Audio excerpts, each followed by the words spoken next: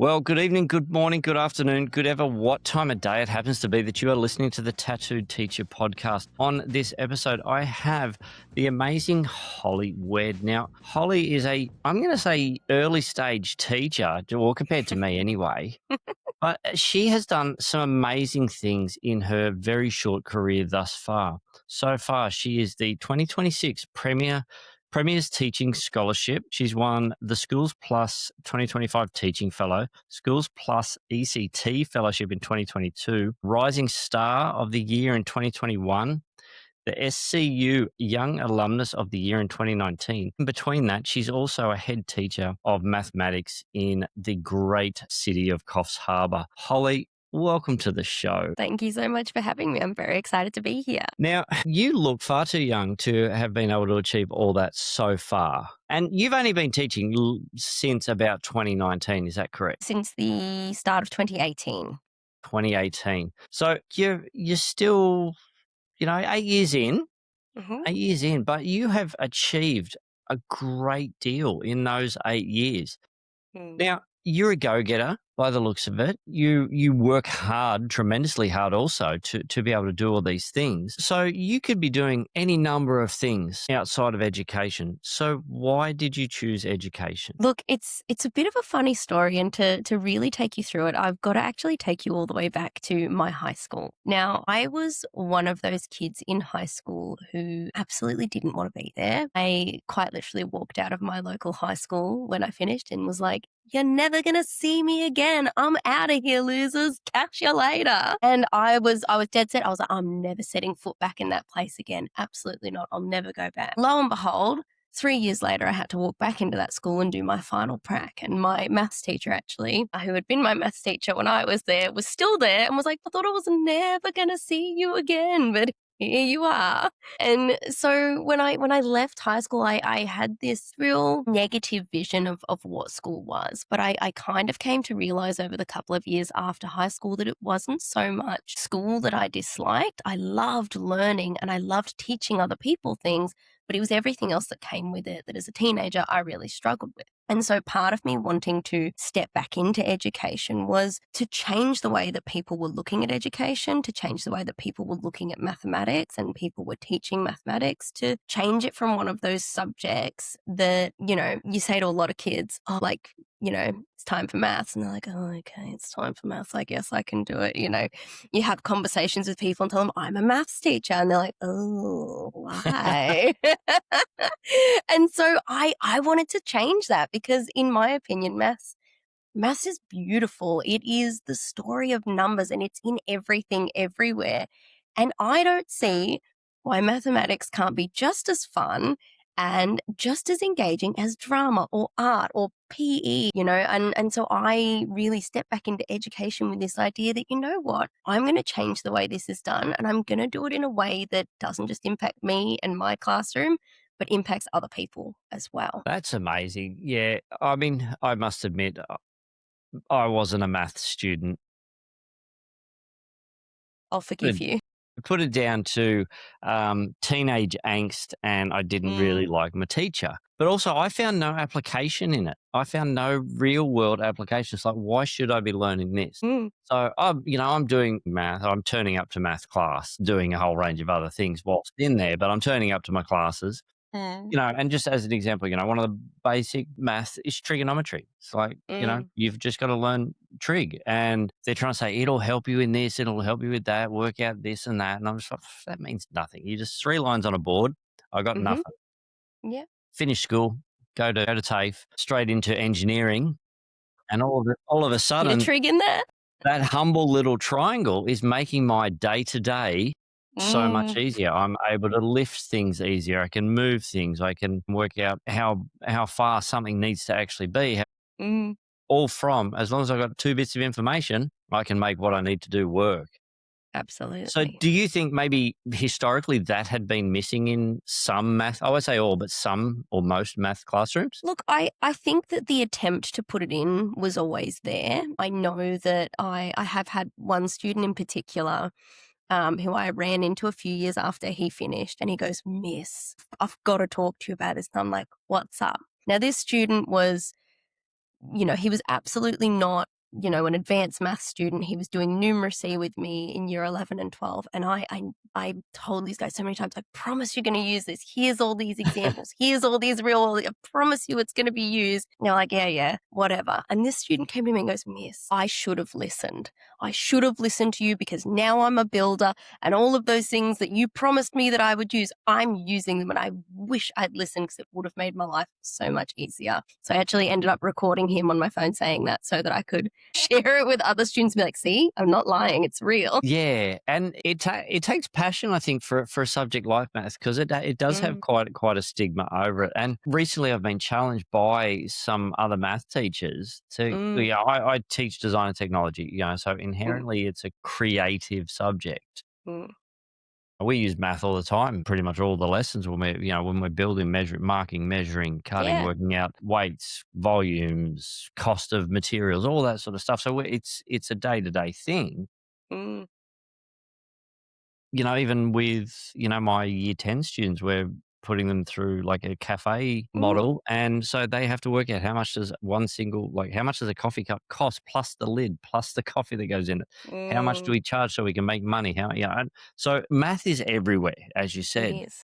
But I was challenged because I said it's a creative, beautiful subject because we're trying to solve problems all the time. And some are really, really abstract. And so we've got to put on this crazy thinking hat to try and solve this problem that may not be solvable, but we're going to have a crack and we're going to have fun doing it. Absolutely. And look, a lot of what I try and tell my students is that if I can't relate something directly to, something outside of school or some place that they're going to use it later, it may not necessarily in maths be about that specific content. Because although I'm trying to teach you this content because it's in the syllabus, at the same time, what I'm really trying to teach you, and I think most maths teachers will agree, is I am trying to develop your ability to work mathematically, your ability to think critically and creatively about a problem, approach it from multiple angles, to look at something and go, is that answer reasonable? Does that make logical sense in this situation? And so maths is, as much as it's about the numbers and it's about the trigonometry, it's also about you developing those skills that you then transfer into every other aspect of your life. So you're bringing in, and this has been coming up more and more lately in my conversations with a number of guests, is this transdisciplinary view that we have math, at the moment, we have our silos. We have math here, we have English here, we have science here, we have design here, we have arts here. We don't meet, we just do our own things. But now, all of a sudden, through circumstance, through social events, through world events, all of a sudden, we've got to open these doors and, all of a sudden, people are starting to cross over and go, hey, if we do this, but we're doing that, how about we work out how we can do it together? And then we focus on that, learning how to learning how to think critically, how to evaluate, how to come at things with a different lens, which I love. It's amazing that you're doing that in your math classroom. Absolutely. It's one of my favorite things to do is to go, I had a year 9 class, not last year, but the year before. And I started like some new phrases with them. And they'd come over and be like, oh, Miss, is this the right answer? And I would be like, well, if you had $100 and you were going to bet me $100 that your answer was correct, confidence-wise, how much would you bet me right now? And they'd be like, oh, maybe $50. I'll say, okay, come back to me when it's 100. Or they'll give me an answer and I'll say, okay, but is that the only answer? And they go, okay, we'll go and find another answer. And so it's getting them to think about it differently. It's not just a problem to be solved. It's a problem to develop your confidence, a problem to make it so that you can then explain that to someone else in a way that makes sense to that person as well. So you're moving away from, okay, we need the answer to get the mark, to we need to work through this process to gain information, to gain understanding, to gain knowledge so that we can come to a solution. Absolutely. And I think that's not just me and my school. That's in New South Wales, our whole new syllabus. If you look at our stage 5 grading outcomes, they're all focused around this non-routine application, these unfamiliar questions. Can students show multiple representations? Can they answer questions that have more than 3 steps in unfamiliar situations that are non-routine? So they've never seen a question like this before. Can they answer that without support? Can they not just answer it, but can they justify and explain their reasoning using concise mathematical language to appear? So it's no longer just 100% on a test is an A.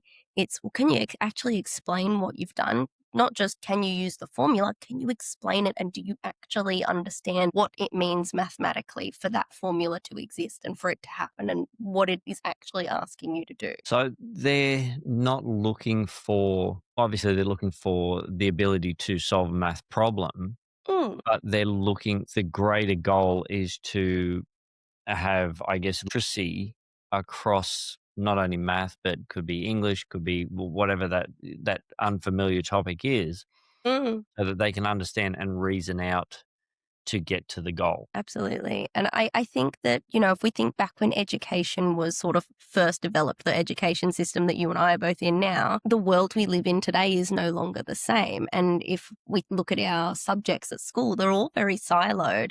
But then you look at the world outside and it's all very interwoven, it's all very intermingled and it's messy. And so I think that this is the bridge to go, well, it's not just maths, it's your reasoning and your justification and your ability to work mathematically and to problem solve. And that comes across everything. Right. So they're doing that in stage 5. So for those who are unfamiliar, so stage 5 is the senior years, year 11. Stage 5 is 9 and 9 and 10. 10, sorry. And then you got preliminary and HSC. So 9 Yes. and 10. So you have 15, 16-year-olds. Hmm. Are they being backwards mapped as well? Are the junior years, stage 4 and so on and so forth all the way down, are Mm, those concepts also being built in to so that they can, it's not just like, okay, we're just dropping it in right now here. You're yeah. 16, you're not paying attention, but we're going to give you these really But crazy throw it concepts. at you. Yeah. So it is No, it, being, it absolutely is kindergarten all the way through and now to year 12, the release of the new syllabus in New South Wales this year. We now have got a full K to 12 new syllabus. So wrapped around that entire syllabus, which sits around every outcome, K to 12 is our working mathematically outcome. And it is the same outcome K to 12. So a few years ago when we started the implementation of the new syllabus, and we were like, right, I walked in and I was like, we're throwing out the textbooks, guys. We're getting rid of them. We're going to do things differently.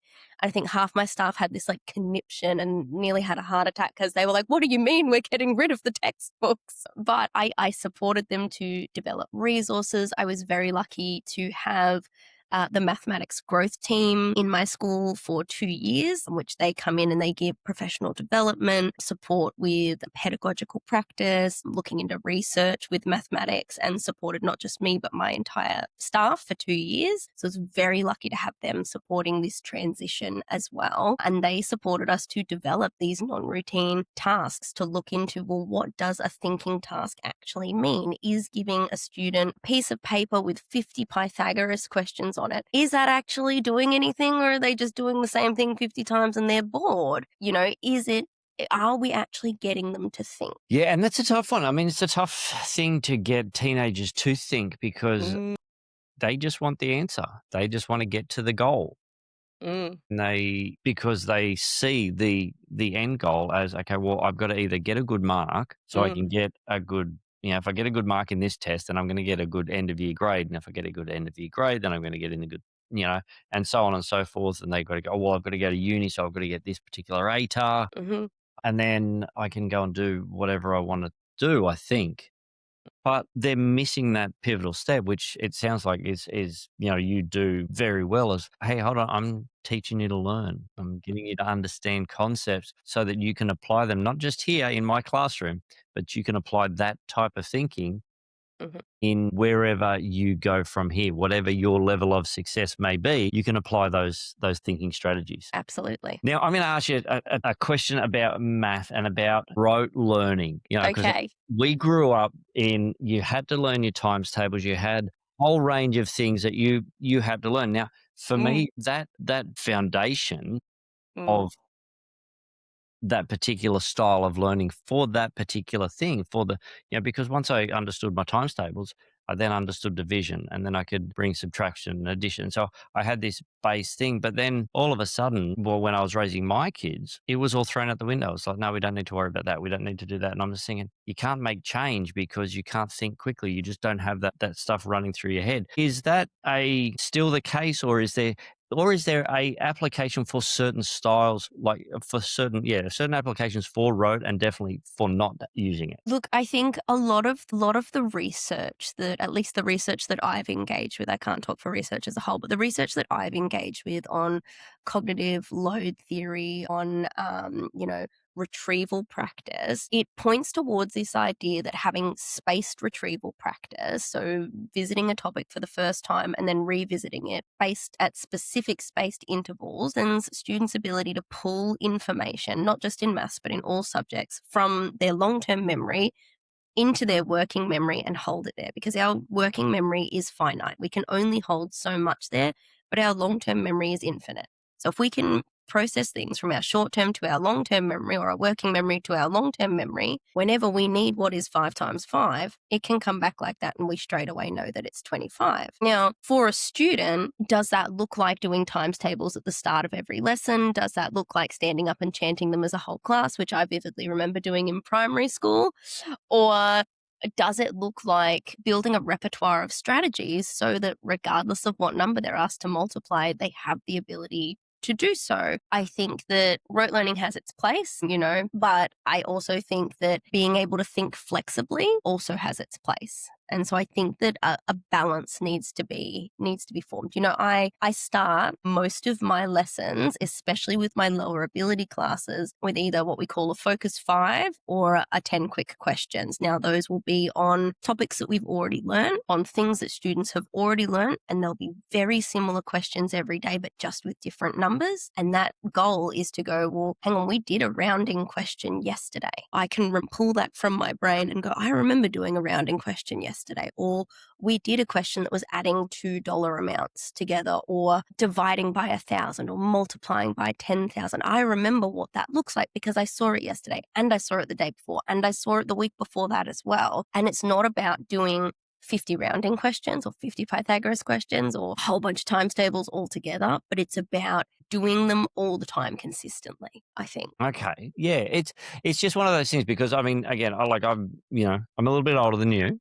I've been teaching, a little bit longer as well. Mhm. And I've seen, I don't want to say trends, Mm, but I've seen different strategies come and go and then get repackaged. And they're like, okay, well, we're going to call it this now, even though it's mm, what we knew this. yeah. And you hear the conversations a lot. Kids aren't learning anything. They're not, they can't, do all these things. Now, in saying that, do you think that has to do with their ability to learn or their ability to go, well, what's the point of learning? Like, why am I doing this? Like, has society changed enough for them to go, well, what's the point? How will this help me? Look, I think you make a really good point there. And I think that it's a really hard balancing act at the moment because, again, if I think back to when I was in primary school, I remember our school getting its first computer that the students could use. And I vividly remember having this conversation with my librarian where I was like, well, I can just use Ask Jeeves to answer all my questions now. Why do I need to know how to look something up in an encyclopedia? This just seems like a null and void skill. Like, I'm never going to need to know this. And she was adamant that I absolutely had to know how to look something up in an encyclopedia. My life would not be complete without it. And I needed this skill to survive everything. And I don't know about you, but I can't remember the last time that I opened the Encyclopedia Britannica, even though it takes up a whole shelf on the bottom of my dad's bookshelf at Yep. his house. I can't remember the last time I even thought, because now I'm just going to jump online and Google it. And I think if we think about how much from when we were kids, technology has evolved and changed, it's insane. And if we now think about the technology that we have and the students that we have coming through school now and the way society is now, the change is exponential. It is only getting faster. And with AI coming in and now becoming something that is so mainstream, with social media being what it is, I don't know if it is the same anymore. I don't know if students are seeing the relevance in learning those things anymore and in remembering them. It's not necessarily learning. They like learning. A lot of them really like learning, but they don't have that part of their brain that goes, I've got to really remember this because I'm never going to see it again if my teacher doesn't show it to me. Because they can just jump on their mobile phone and go, hey, ChatGPT, can you remind me what Pythagoras theorem is or what trigonometry is? Because I think I need to use it here. So they don't have to have that held in their long-term memory. They can offload that to an external thing, which we all do. We don't hold every bit of information in our brains. Goodness, if Google is my best friend when I need to know what symptoms I've got and whether or not I'm dying from a headache this week, I don't hold all of that information in my head. And so I think that's the students are evolving in the same way. And it's up to us as teachers to show them the relevance of what it is that we're teaching, that, hey, this is still important. And I think that comes back to why we're starting to really try and link the maths to problem solving and to critical thinking. So it's not just about the content, it's about you critically evaluate what it is that you've put out, especially with, Chat GPT coming on the scene. I've had kids give me maths assignments fully made by Chat GPT.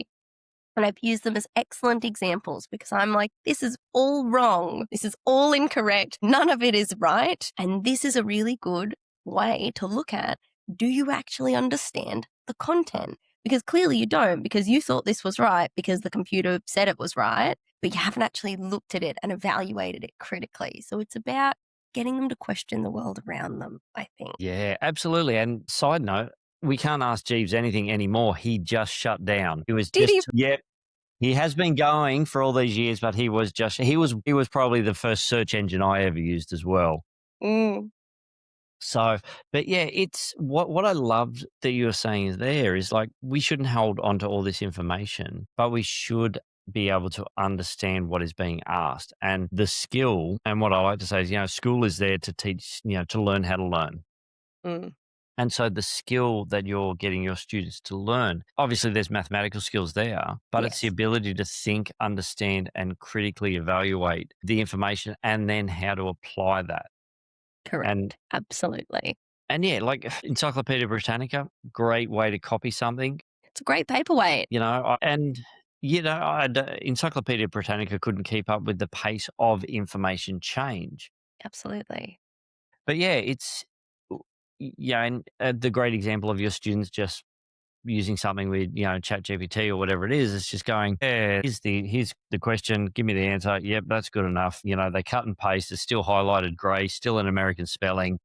But they didn't even cut off the bottom line of it that was like, do you want me to reword this for blah, blah, blah? And I was like, you haven't even tried, guys. Yeah, and that's the thing. Students, certain students or certain people, it's because it's not just students that we use the word plagiarism, for students, but in outside of school life, people cheat, they take shortcuts, they're trying to find the quickest way to circumvent that situation, often at their detriment in the long run. Yes, and that's a conversation that we've had to have with our students. There's been studies that have come out of the United States in the last couple of years about cognitive offloading. So offloading your thought process onto AI, so having it do the thinking for you. And what it showed was that if they had two control sets, or they had two sets of people, and one set used AI for this thing for 3 months and the other set didn't.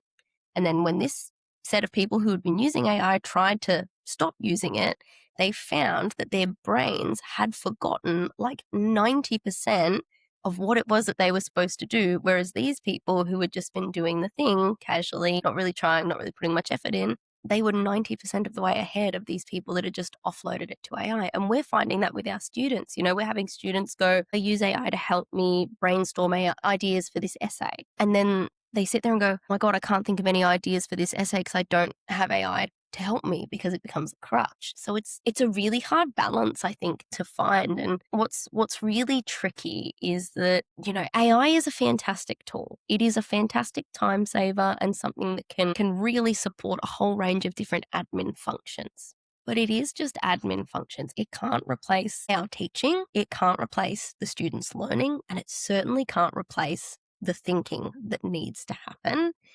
And our students, at the end of the day, if they're trying to get to the end of year 12, they're trying to get to a HSC. And there is no AI that's going to sit with them in the exam and support them. And so we have to look at least our year 11 and 12s, I think, through that lens of this exam is what we're trying to get you to, and that doesn't involve AI. So as much as we can use it to support you along the way, we can't allow it to take over your thinking in that space. Yeah, and that's the key thing. It's that cognitive offload. Like, is it like, Mm, am I offloading good stuff? Like, am I offloading skills that I need?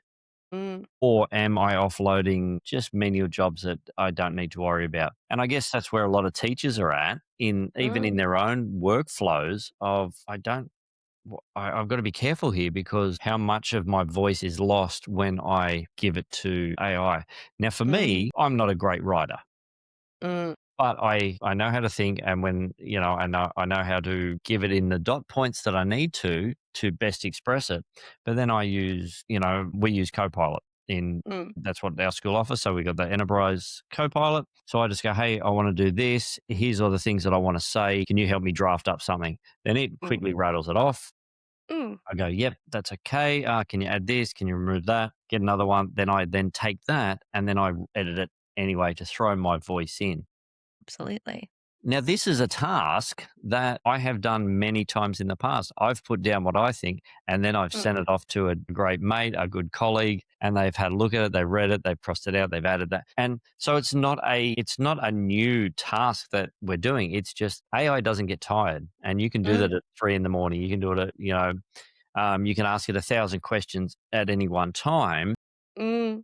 and it doesn't get frustrated with you. So, but I I think guess it's also as well like those sorts of tasks where you're putting in those dot points and you're getting it to produce, an email or a document or whatever it's producing for you. You have the skills to make that document yourself. You have the skills, and you've written probably hundreds of the same exact things before AI was on the scene, but it might have taken you 3 hours before. And now with AI, it takes you 10 minutes. So you get that extra time back to put towards other things in your school day to better improve other things in your school day. And I think for us as teachers, I think that getting that time back is really important, because it can change the way that we then interact with our students, teach our students, spend time with our students. this episode is proudly supported by the Busy School. Educators know better than anyone there's no one size fits all when it comes to learning. And for some young people, the right environment can make all the difference. The Busy School supports Year 11 and 12 students who have disengaged from mainstream education. Smaller classes, individual support, practical learning, and real pathways to work or further study. There are no fees, with uniforms, supplies, and meals included. That helps remove barriers so students can focus on building confidence, reconnecting with learning, and taking their next step. The Busy School is part of the Busy Group, a not-for-profit with almost 50 years experience supporting people through education, employment, and training. Find a campus near you at busyschools.qld.edu.au. Yeah, and that's perfect in what you said that. So we get this time back. We get this, Mm, and for me as well, I get this. I don't have the emotional drain, that mm, energy drain of going, oh, I've got to sit here and write this email, or I've got to sit here and prepare this document, or I've got to, whatever it might be, where I'm just pouring it out and then go, oh, get it back. But I can go, okay, bam, that's done. Don't need to think about it. It looks good. I mm, can send it off. And then I'll go, oh, I've got minutes now. I can work on this thing that I've wanted to try in class. I can work on this now.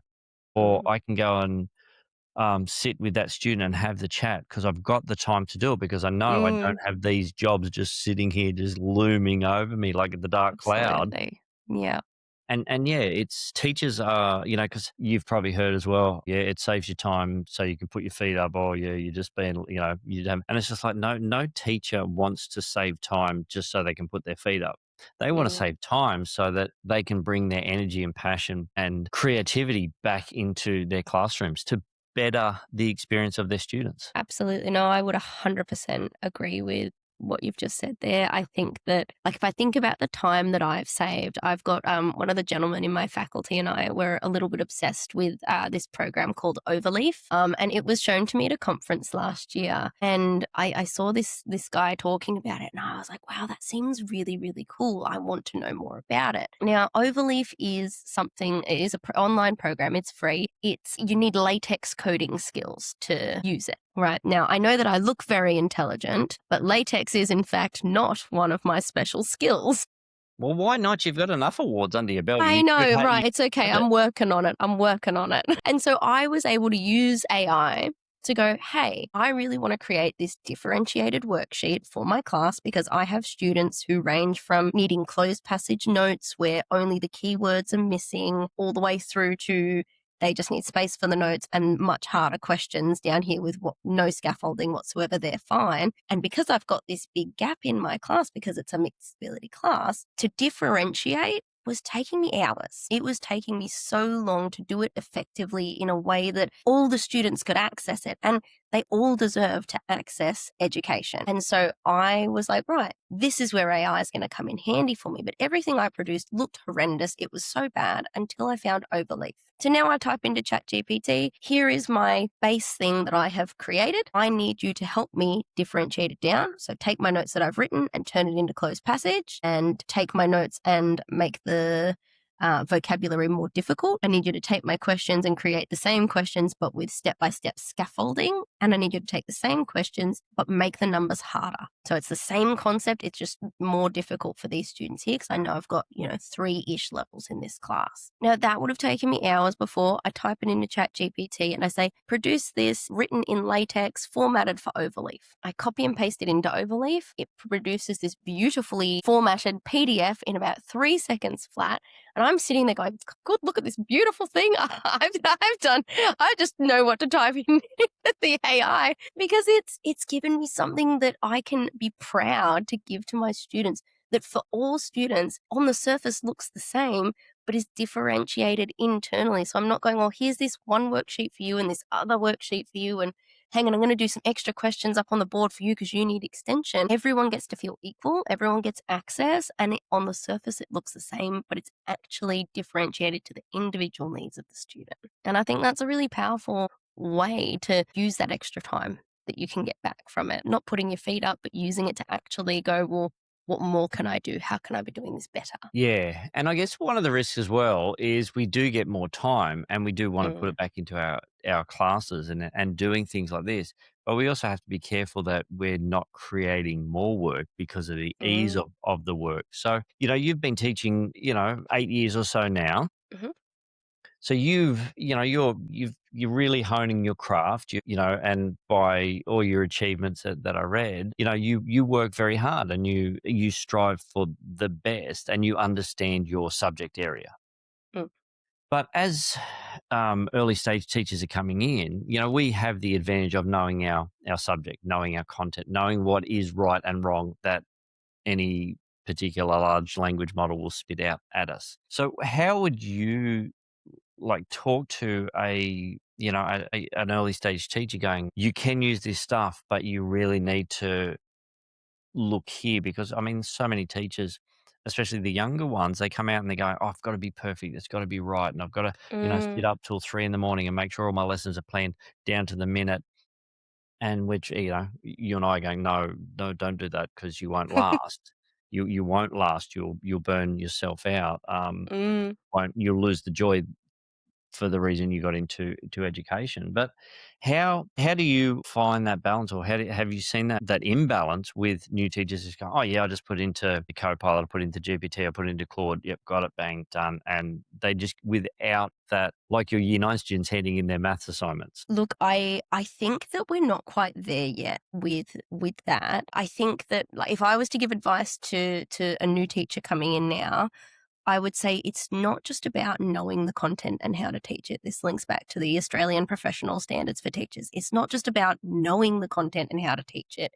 It's knowing your students and how they learn. How are they learning? Are they understanding what you're saying? Because you could have the world's greatest worksheet, but if your explanation that's coming out of your mouth as you're teaching is not understandable to those students, you're going to get 30 blank faces in front of you that are looking at you like you've just grown a second head. So it's not about having the best worksheet or having the best lesson plan that AI has created for you. It's, I see teaching as a performance. When you step through the door of that classroom, you are stepping onto a stage. Are you ready for the 12 different things that are going to happen during this lesson? And do you have the flexibility to be able to handle all of them? Depending on your context will depend on what those 12 things might be. But AI can't stop a child from throwing a chair across a room. AI can't stop the fact that someone just threw your entire box of pens out the window and now suddenly you need to find implements for people to write with. AI can't sit there in the classroom and go, oh my Lord, I'm looking at all these kids and nobody understands a thing that they're doing right now. I need to pivot and I need to take this way back because I overestimated what they learned last year. It's not there to do that. And if you rely on it to give you everything, very quickly you are going to come so undone. And it's not about having the perfect lesson. Some of my best lessons have been my most imperfect lessons. It's about showing up, having a bit of fun with it, because I think we all take ourselves far too seriously. It's Especially math about teachers. you should see my faculty. None of them take themselves seriously. It's fantastic. I love it. But it's about being able to go, and I do it all the time, right? I literally did it with my Extension 2 maths class this afternoon. I'm there, I'm doing this really long expansion on the board, and one of my boys from the back goes, "It's wrong, miss." And I'm like, "What do you mean?" What do you mean it's wrong? Hang on, hang on. And I go back and look at it and I was like, yes, I was just testing you. And he's like, no, you weren't. And I was like, nah, you're right. I got it wrong. Right. Let's try again. All together now. And it's about being able to have that rapport and relationship with the kids to go, yep, you know what? I'm really tired today. I multiplied that really basic thing that I should have gotten right. Got it wrong. Did these 10 other ones right over here though, but it's human nature. We're not all going to get it right all the time. And I think it's, for new teachers, they need to know that it's okay to not get it right. It's okay to have a lesson where you walk out going, I don't know what just happened. I don't know what just happened. And that's okay. We're going to try again tomorrow. Yeah, and I think that, like you said, there's some of your best lessons. And I think, and I've had the same, you've walked into a classroom with this amazing, we're going to get this done. We're locked in. We had a great last lesson. We're, going to continue. And then it's a dog's breakfast. And you're trying to pivot. You're trying to make things work. But then like that, that young lad at the back of your room go, hey, that's wrong. Mm-hmm. And all of a sudden you have a laugh, you go, yeah, it was wrong. Let's work it out. I think them seeing that failure and going, yeah, it's safe. We can fail. We can get stuff wrong. As long as we learn and we can work together, we can do that. And I think that's probably that makes the lesson more valuable than a minute-to-minute perfect lesson where you get your key learning objectives done and, you do all this and everyone's quiet and sitting there, yes, miss, no, miss, and off they go. So I think, showing them that it's a safe place. And this is a really big thing for me, that my classroom needs to be a safe place to fail. Absolutely. So I strongly, strongly identify with that. It has to be safe to fail. Failing is the only way that we can learn and move forwards. And I think that, in maths, there's so much maths anxiety around this. Well, I can't get the question wrong. Like, in English and in a lot of the HISI subjects, it's sort of down to interpretation. And if you can sort of fluff your way through it, there's no real right or wrong. You can get it partially right or partially wrong. In maths, 1 + 1 is going to be 2, and it's always going to be 2. And so it's that level of anxiety from students when, I don't want to get it wrong. And it's about being okay to fail. And I think that comes down to the culture that you build in your classroom. And I think that you and I build a very similar culture in our classrooms in that way. Yeah, it's we're in there for serious business, but we're in there to have fun and to learn and to grow and to just see what happens. And not get stressed over the things because we're there to help these young men and women get to their next level of success, whatever that may look like. Yeah. Absolutely. Now, speaking of levels of success, you've achieved a lot in a short space of time. What has been the main factor? What's been sort of, I guess, some people are just driven. They've got, they've got this, they've got to get this. They're trying to prove this, or they're trying to prove, or whatever it might be. But what has been one of your main drives behind going for these scholarships and winning these awards and just looking to better, I guess, what you're doing, or to better education for you and those around you? Look, when I really think about my why, I like to think about my current year 12 class. So I started teaching them in year 10 in a special, advanced maths program. And then I've taught them 10, 11, and now year 12. And if I think about all of the awards that I've won and the scholarships that I've gone for, it all links back to the absolute pride that I feel in those students' success, in watching them grow and change and being able to develop programs and put in place things that are genuine. I can see it helping them and I can see them engaging with it and I can see them improving in a way that they might not have done with another teacher. And the pride that I feel in how far they've come is overwhelming for me. And when I think all the way back to the start of my career, the very first award that I won was for teaching kids how to find angles in a different way that engaged them rather than doing it same. And it's always been about this wanting students to want to engage, because I can slap you on the forehead with a textbook as much as I want. Nothing's going to go in unless you're willing to be open to it and go, all right, let's give it a go, because you can sit there and tell me no all day.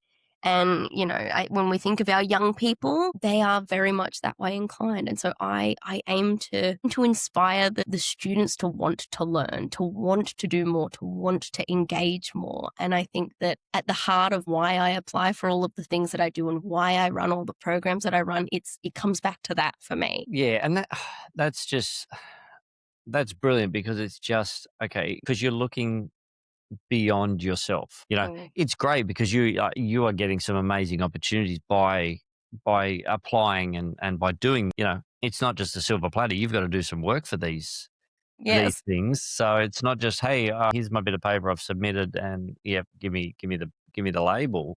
But Mm, you're doing the hard work. mm. So, but you're looking at what's beyond you. You're looking at the greater good for, currently you're year 12 students, but who knows, in another 2 years, it could be those same, that year 12 class that you started teaching in year 7. Yes. And you just working through all those factors. So that's brilliant. I love that it's beyond you. And don't get me wrong, I love getting a trophy. That's fantastic. It's wonderful, but it's not about that. It's about the love that I feel for these kids and the love that I feel for education, being able to sit around my staff room with my teachers and go, look at the conversations that we're having about mathematics now, that in a depth that we wouldn't have had a handful of years ago. Be able to really see the changes that are happening. I think it's so powerful, and it just makes me so happy. Well, I can see that. No, when we first met up here on the Gold Coast, Mm, yeah, we're in a room full of educators, mm, at the TEDx conference at Burleigh Heads, and you could feel the energy of these people just going, how do we make education better? How do we make our classrooms better? mm, How do we make whatever area of education we are in? How can we improve it? mm. And yeah, you are doing this day in, day out, and improving the lives of your students and getting some great opportunities, which, there's nothing wrong with that. Absolutely. Now, you're working in a Department of Education school. So you're working in the state system, which, is fantastic. And you've got to, I've always worked in the independent sector of education for a whole number of reasons, but you are working in an environment that gets bashed all the time, and, you're working in very much a working class beach town. So education isn't seen as all that valuable. How do you keep bringing this joy and energy into your classroom? Because I'm sure there's teachers who are listening who are just like, I just can't get up tomorrow.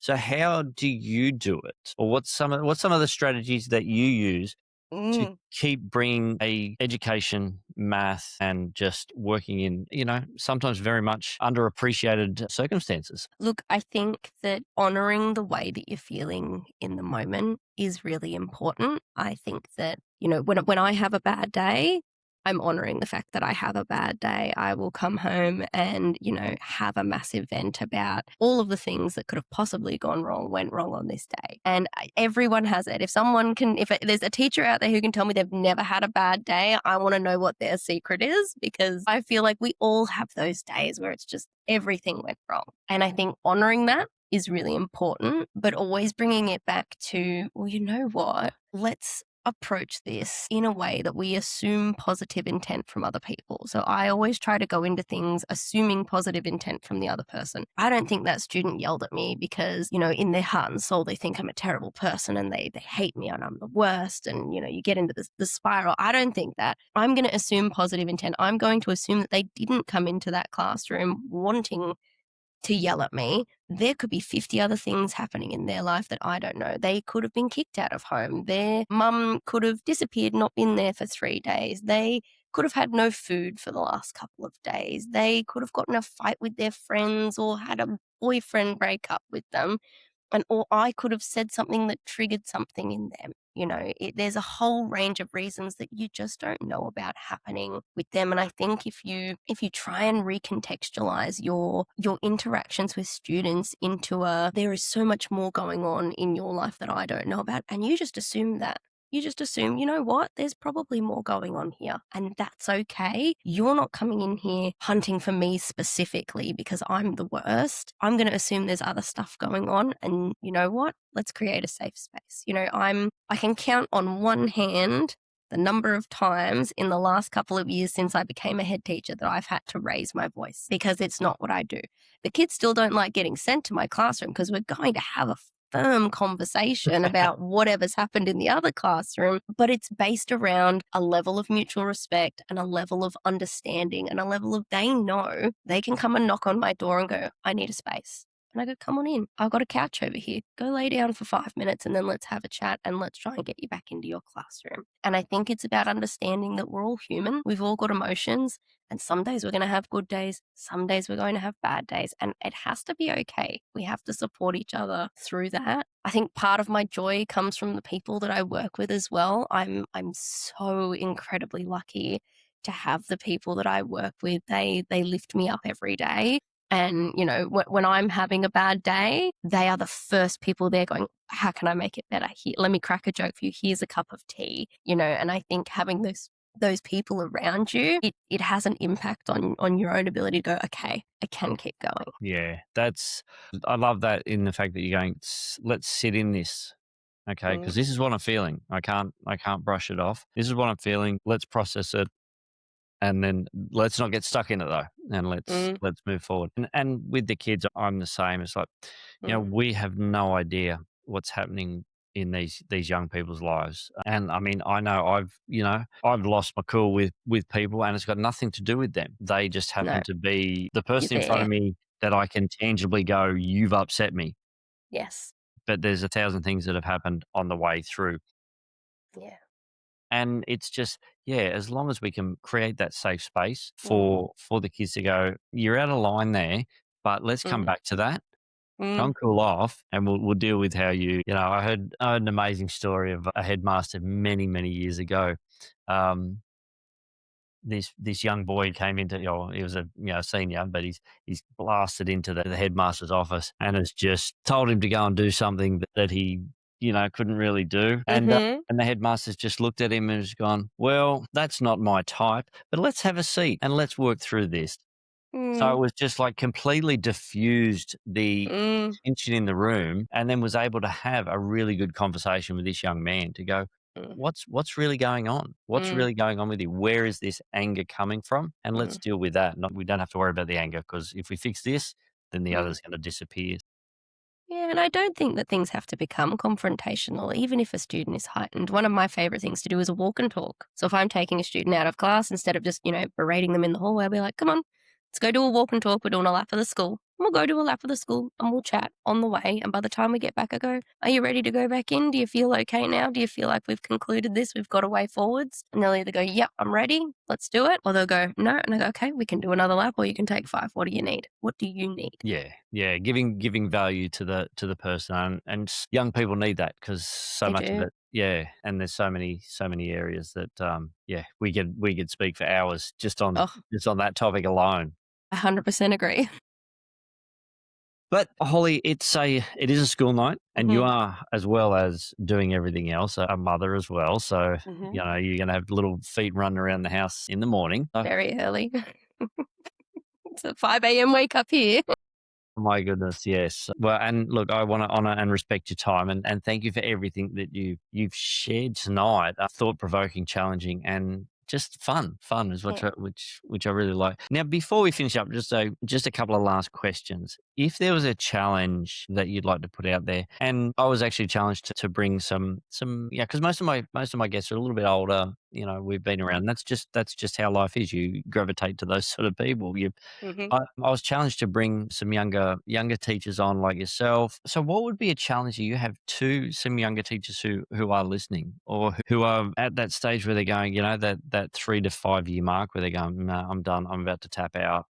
Mm. How would you encourage them to stay in this profession? I would challenge them to remember their own why. I think, in university, you have to do a what's it called? It's like an educational philosophy of like why you want to be an educator, and I'm pretty sure it's common across most universities that at some point you have to create that. Yeah, I had And to do that all those years ago. yeah, it doesn't change, but I think that at the heart of it, what that's trying to do is it's trying to get people to identify their why. And I think that if you can link back to your why and you can link back to, well, why did I start this? Why did I step foot in this place in the first place? After going, I'm never going to see you guys again. Why did I come back? And when you remember why you came back and why you wanted to be there and what impact you wanted to have, then I think that helps push past those hurdles, because there are undoubtedly hurdles. There are undoubtedly days where I walk out and go, I need a break. I need a mental health day. I'm taking tomorrow off, guys. I'll see you Friday. And so, I think that my challenge to people, my advice is remember your why. My challenge to younger teachers is to remember to honor the way that you're feeling. I challenge you to honor the way that you're feeling about things. And when you need a mental health day, take a mental health day. Yep, couldn't agree more. Couldn't agree more. That is, yeah, and we all need it because teaching is a tough gig. It It's is. fun and it's enjoyable, but it is taxing at times. So It is. Well, the cognitive overwhelm that we have from the number of decisions we need to make on the fly, in the moment, every single day is ridiculous. No wonder we need our holidays to recover. yeah, absolutely, and that's what it is. It's an emotional recovery more than It physical, is. I think. My next question. Now we had the great fortune of meeting firstly face to face. Hmm. So that was fantastic, but not everyone listening has the opportunity to do that. But if people did want to get in contact with you, find out more about these scholarships and fellowships that you've been able to apply for and be awarded, if they want to find more about that sort of stuff, how would they best get in contact with you? Look, I would say follow me on LinkedIn. That's probably the best way. Alternatively, happy for people to email my department email address, which I think you have because you sent this invite to it. So happy for you to share that, Phil. But LinkedIn is probably the best if they're external to Department of Education, because the emails don't always come through. They sometimes get sent to a weird spam phishing folder. Yep. Yeah, no problem. I'll put your LinkedIn profile in the show notes. I might not Fantastic. put your Department of Education in just for those reasons, and then you'll get flagged because you're getting all these weird emails coming in. Yeah, it wouldn't be the first time I tried to access my emails overseas and they thought someone was hacking me. So, it happens. And lastly, look, it wouldn't be the Tattoo Teacher podcast if I didn't ask you, Holly, do you have any tattoos? I do have several tattoos. I have 8 of them, in fact. So I've got Excellent. my little one on the arm here. I'm not going to show you my feet, actually. I'm not going to I'm not going to whip the dogs out at this time of day. The rest of them are hidden on my feet and legs. Yes, I have 8 of them.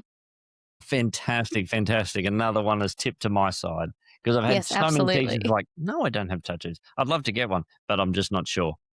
No, I love them. My body is my canvas, and I will undoubtedly have more at some point in time. Absolutely, absolutely. It's just another form of self-expression, which for me I Absolutely. found speaks volumes to the kids as well. Because Absolutely. yeah, and it helps it helps start a conversation because they're Mhm. like, what does that mean? Why did you get that? Did that hurt? No, it was like butterflies landing on me. It was fine.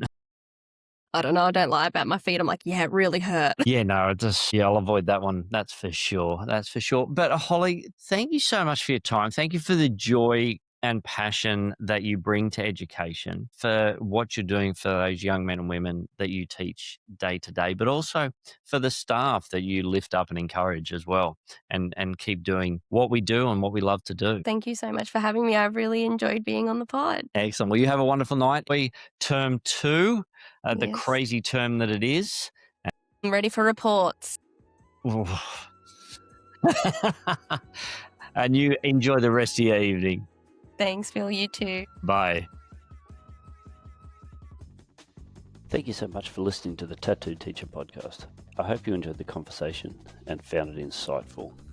If you like what you heard, it would mean so much to me if you could either like, follow, and subscribe to whatever platform you are listening on. The music was by DJ Fruit Salad. Thanks again for listening. Stay cool. Be blessed.